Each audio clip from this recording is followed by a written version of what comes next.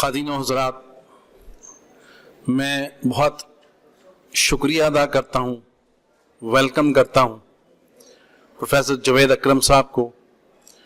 ये वो शख्सियत हैं जिन्होंने हमेशा हमें अज़्म व हिम्मत का सबक दिया है और बड़े जोशीले अंदाज में मामलात को टेकअप करते हैं।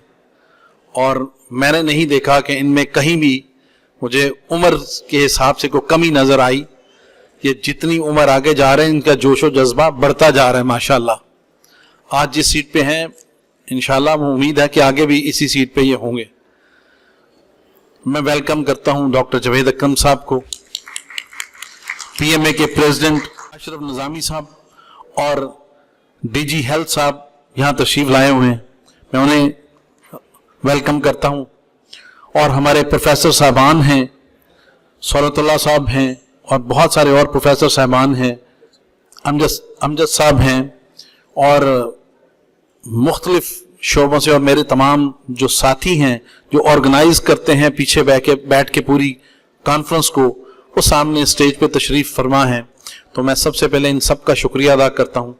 उसके बाद मैं पाकिस्तान के मुख्तलिफ इलाकों से आए हुए, जैसे मेरे साथ आज़ाद कश्मीर से मेरे साथी डॉक्टर बैठे हुए थे सामने फ्रंट सीट पे, इसी तरह मुख्तलिफ शहरों से, कोई जेलम से टीम है, कोई मंडी बहाउद्दीन से टीम है, कोई पिंड दादम खान से है, 60-70 शहर हैं जहां से लोग आते हैं और हर साल वो हमारी इस कॉन्फ्रेंस को रौनक बख्शते हैं। तो मैं बेहद शुक्रिया अदा करता हूं उन सब का यहाँ पे आज तशरीफ लाने का। इसके अलावा जितने भी लोग जो दूसरे शोबों से आए हैं, जो अंजुमन इकबाल से भी आए हैं, उनका भी मैं शुक्रिया अदा करता हूं। और जिन कंपनीज ने हमें स्पॉन्सर किया है, सेल फार्मा ने भी और उसके अलावा भाई नून ने और बेशुमार कंपनीज, जो 30-35 के करीब कंपनीज हैं, मैं सबके नाम नहीं ले सकता, लेकिन सबका दिली शुक्रिया अदा करता हूं कि वो सब लोग आए और हमारे साथ इस कॉन्फ्रेंस को, इस खूबसूरत फंक्शन को हर साल स्पॉन्सर करते हैं। अभी मैं कल रात ही पाकिस्तान वापस पहुंचा हूं, मजबूर था कि मुझे किसी मुतालियाती दौरे पे कह लें आप, या ग्रुप के साथ था मैं, तो मैं 5 मुल्कों का दौरा कर रहा था। मैंने आज कोई तकरीर न लिख सका, मेरे पास वक्त नहीं था और ना ही लिखना चाहता हूं तकरीरें। मैं हमेशा अल्लामा इकबाल के शेरों से शुरू करता होता हूं। नूर के सहर के नूर से होगा आईना पोश और जुल्मत रात की सिमा पा हो जाएगी। आ मिलेंगे सीना चाकाने चमन से सीना चाक, बज़्म गुल की हम नवा बादे सबा हो जाएगी। और आंख जो कुछ देखती है, जरा मेरी बातों पे गौर करें, ये मैं अल्लामा के शेरों को किसी और ख्याल में कह रहा हूं। आंख जो कुछ देखती है लब पे आ सकता नहीं, इसलिए नहीं कि लब बोल नहीं सकते, लबों को बोलने की इजाजत नहीं है। आंख जो कुछ देखती है लब पे आ सकता नहीं, महवे हैरत हूं कि दुनिया क्या से क्या हो जाएगी।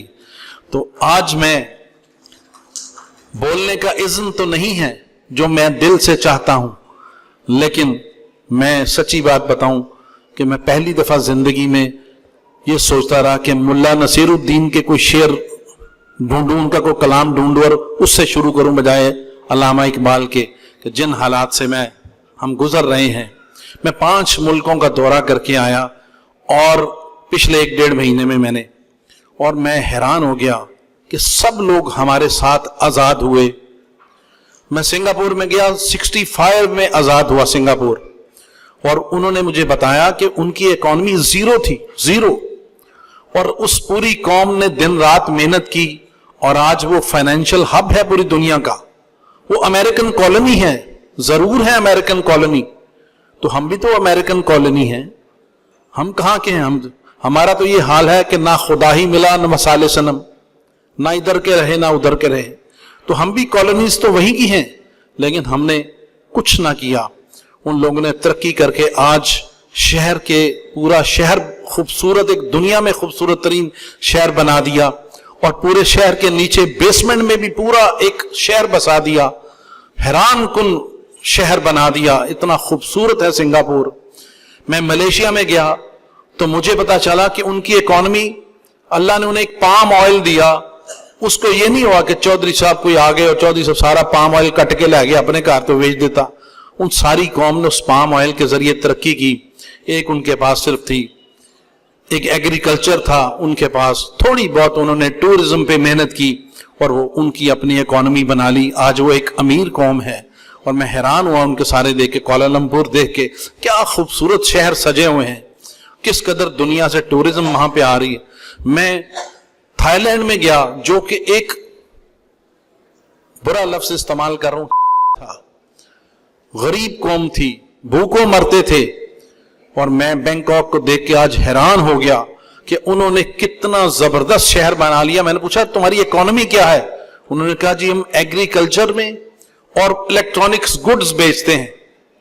सिर्फ दो चीजें, इलेक्ट्रॉनिक्स गुड्स हम खुद बनाते हैं और एग्रीकल्चर से हमने कुछ हासिल करते हैं, और तीसरी चीज उन्होंने बताया कि टूरिज्म को हमने बहुत डेवलप किया। मैं हैरान हो गया पताया का साहिल देखे कि एक वक्त में 50,000 लोग पूरी दुनिया से टूरिस्ट वहां पे एंजॉय कर रहे हैं, 50,000 लोग, और करोड़ों डॉलर बरस रहे हैं वहां पे।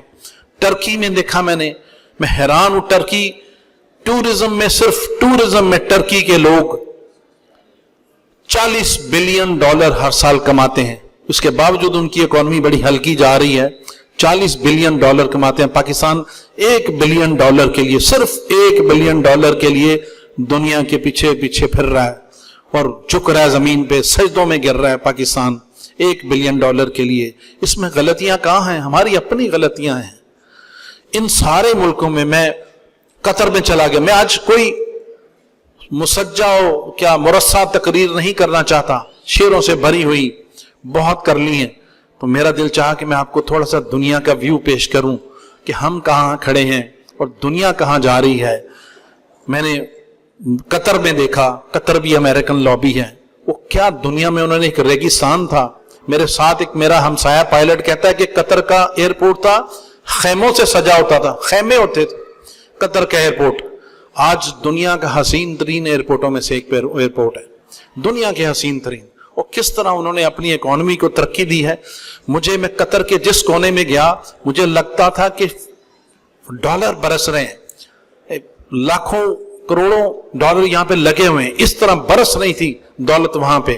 तो मैं जिस हिस्से में भी गया, मैं ओमान में चला गया, तो ओमान में मैंने बहुत सारी इस्लामिक उनकी थी, उनके पास जगह थी, तो मैं वो देखने गया था, असहाबे कहफ की और मुख्तलिफ और पैगंबरों की वहां पे थी, हजरत शुएब अलैहिस्सलाम की और हजरत एक और पैगंबर थे उनकी, तो यूशे बिन नून की। तो उस तरह मैंने उनकी सबकी मैं गया ज़ियारत की, लेकिन मैंने देखा कि उन्होंने भी अपनी एग्रीकल्चर को बढ़ा के आज वो भी इतने इस काबिल हो गए कि उन्होंने और अपनी टूरिज्म को उन्होंने तरक्की दी, और आज वो बहुत अच्छी हालत में है उनका मुल्क, और उनके रिजर्व्स हमसे बहुत ज्यादा हैं। पाकिस्तान के रिजर्व्स तो है ही नहीं, छोटा सा मुल्क है और बहुत अच्छे। जॉर्डन के अमान में कह रहे हैं, ओमान, जॉर्डन जिसको कहते हैं।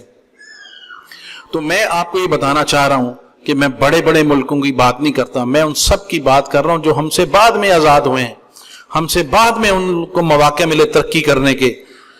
तो मेरे दोस्तों, हम सबको, जैसे मजहर साहब ने कहा, कुरान पे गौर करें तो अपने इर्द गिर्द भी गौर करें।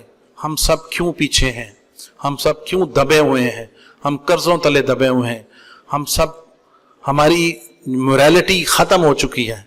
जो कुछ हम देख रहे हैं मोरालिटी खत्म होने वाले हैं। हम आपस में लड़ लड़ के खत्म हो गए हैं, आपस में ही लड़ लड़ के एक दूसरे की टांगें खींच खींच के, एक दूसरे को बुरा भला कह कह के हम खत्म हो गए। जबकि मैंने देखा कि दुनिया की कौमों में जमहूरियत भी है और वो सब लोग मुल्क के लिए फिर इकट्ठे हो जाते हैं, वो मुल्क के लिए इकट्ठे हैं, एक दूसरे से कैसी ही मुखालफत हो, मुल्क के लिए इकट्ठे हैं। काश हम भी ऐसा वक्त जल्द आ जाए कि हम अपने मुल्क के लिए सारे इकट्ठे हो जाएं।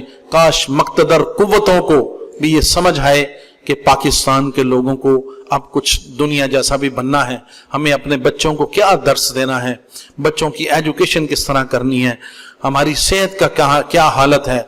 हमारी सेहत दुनिया में सबसे आखिरी दर्जे पे पहुंची हुई है कि हमारे पास सेहत की कोई सहूलत ही नहीं है सिरे से। तो हमें उस सब के लिए कोशिश करनी चाहिए। हम इंडिविजुअल कोशिश करते हैं और हमारे बहुत बहुत अच्छे लोग सेहत के निज़ाम में आते हैं, لیکن ان کے بھی ہاتھ پاؤں بندھے ہوتے ہیں، جیسے پروفیسر جوید اکرم صاحب ہیں. تو بڑے بڑے اچھے لوگ ہمارے آتے ہیں، اوپر آتے ہیں. ہماری دعا ہے اللہ سے کہ اللہ پاک ہمیں ڈاکٹرز کے لیے، اپنی قوم کے لیے اور لوگوں کے لیے ہمیں کچھ کرنے کی توفیق عطا فرمائے، اور ہم اپنے جو مذہب نے ہمیں قوت دی تھی اس قوت کو استعمال کر کے اور سب لوگوں کو ساتھ لے کے ہم آگے چلیں اور اس ملک کی بھلائی کی طرف کوئی قدم اٹھا سکیں. بہت شکریہ. Thank you very much.